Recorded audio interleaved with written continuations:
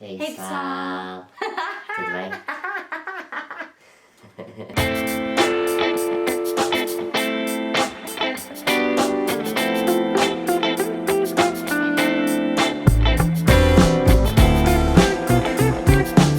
Hey pessoal, hoje estou aqui novamente acompanhada pelo André, que não foi apresentado no último vídeo em que apareceu. Não, e não falei sequer por isso. Tranquilo. Mas pronto, para quem não sabe, passa a saber, o André é o meu noivo. Vai fazer um festejo e ficas com cara de cocó. Yeah!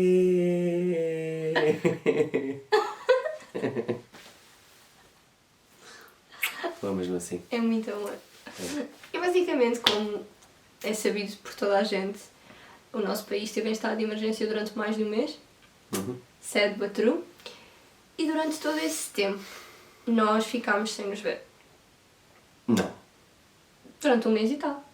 É assim. A gente não ficou sem nos vermos. Nós ficámos sem nos podermos sentir, sem nos poder cheirar, sem nos poder tocar. Mas ver a gente vê-se.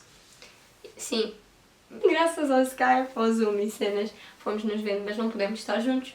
O que é uma grande seca. É um bummer do graças. E houve dias em que foi muito complicado. Certo? Houve dias em que literalmente me apetecia chorar.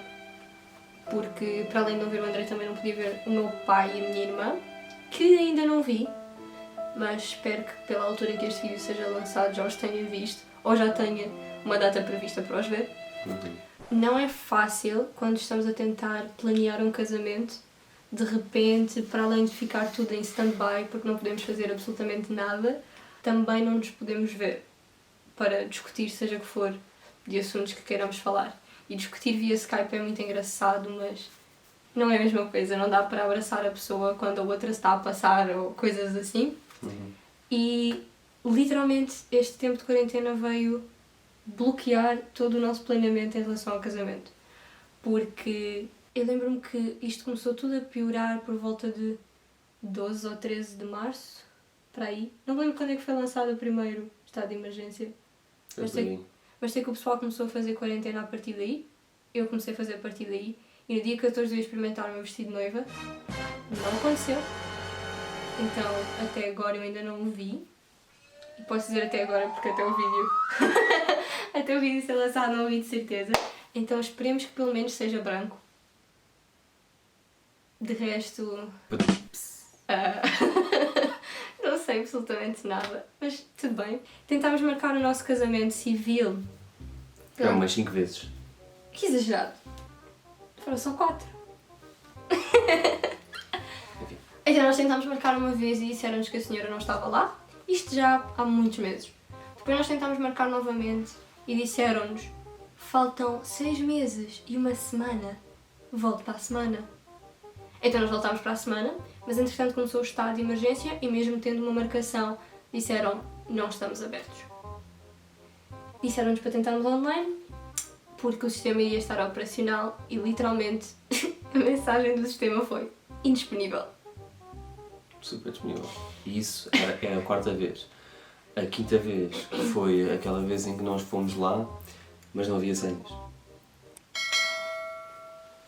Que foi antes ainda desta. Exato. Então nós, resumidamente, nós viemos de Roma, da conferência de jovens, depois de... Foi onde foi o pico da pandemia. Mas nós viemos antes de começar todo o pânico. Nós em deixámos Itália. o vírus lá. Por isso, Exato. Então nós chegámos e tivemos de tratar de uma data de cenas assim que chegámos. Uma delas era o casamento, então conforme nós chegamos lá, não havia senhas. Certo. Mas pronto, entretanto este mês passou, mas não foi só coisas más. Eu acredito que a nível pessoal foi bastante bom, porque tivemos mais tempo estando em casa para desenvolver skills que se calhar não estávamos à espera de desenvolver. E foi também muito bom em questões familiares, porque a nossa vida é sempre uma grande correria. Andamos sempre a correr de trabalho, igreja, dormir.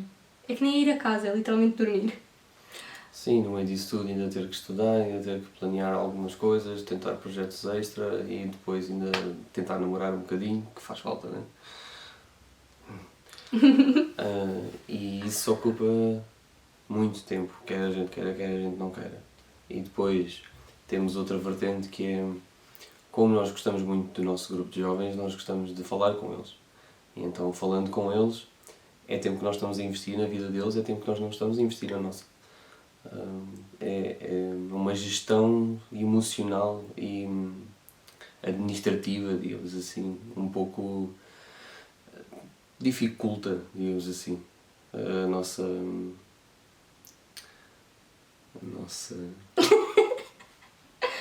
A nossa. Não estava no script.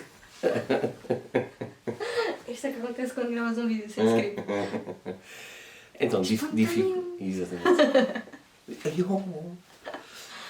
Dificulta muito aquilo que é a nossa disponibilidade mental para o dia-a-dia, em que chegamos, por exemplo, ao trabalho cansados, chegamos a muitos sítios e temos que dar o melhor de nós e às vezes não conseguimos, porque para nós estarmos bem nós temos de ter tempo, e tempo para descansar, tempo de qualidade para fazer as coisas com qualidade, com pés e cabeça, porque se nós pensarmos que tudo aquilo que nós fazemos para Deus, então Deus merece sempre o melhor. Então nós temos que dar sempre o nosso litro. E é isso que nós fazemos normalmente. E isso leva-nos às vezes a um desgaste físico e mental que, lá está, ajuda muito a que nós tenhamos alguns breakdowns e algumas dificuldades de gerir as coisas todas, como casamento, igreja, casa, trabalho, família, tudo, amigos. Porque nós, parecendo que não, nós temos amigos que estão fora da igreja também. Exato. E mesmo assim, estando na igreja, não significa que isso chegue. Porque quando estamos na igreja, estamos a fazer o culto, estamos whatever. Então não estamos a conviver com os amigos e é importante também fazê-lo fora. E muitas vezes perguntam-me assim, então mas tu dizes que tens igreja, como assim a igreja tira-te bem tempo? Isso não é só ir lá no domingo e já está? Não. Não. A igreja é muito mais do que ir ao domingo e já está. Porque... Sabes nada, não inocente. Nós fazemos parte do louvor da nossa igreja. Somos também os líderes de jovens da nossa igreja. O que é uma grande responsabilidade, mas uma satisfação imensa de poder ver o grupo que Deus nos está a dar aos pouquinhos, o grupo que Deus está a juntar e as coisas incríveis que já têm sido feitas, porque é muito recente. Mas isso não significa que não seja bom, pelo contrário, está a ser muito bom. Mas isso tira-nos muito tempo. Muito tempo. Desde ensaios, cultos, reuniões de jovens, tentar, no meio disto tudo, organizar coisas com as pessoas também tira muito tempo.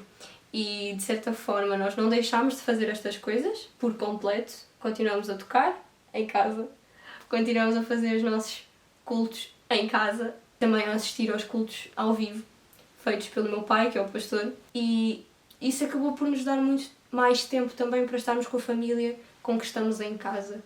Eu lembro-me que a tua mãe disse assim, então de brincadeira, mas muito a sério, que é bom ter o filho em casa. Porque no meio de toda a correria, de tudo o que nós temos que fazer e o facto de estarmos a planear o casamento, as nossas mães também sabem que nós vamos sair de casa. Então, de certa forma, isto ajudou-nos também a estarmos um pouco mais com as nossas mães. Digo mães porque, pronto, eu tenho pais divorciados, então não conseguia estar com os dois. No teu caso foi com os pais. Mais ou menos, porque eu estou mais com a minha mãe, porque o meu pai, infelizmente, sempre teve um emprego que foi considerado necessário e por isso ele esteve sempre na rua, nunca esteve em casa, nem em layoff, nem em trabalho remoto. Por isso, pronto, é gratificante estar com a minha mãe.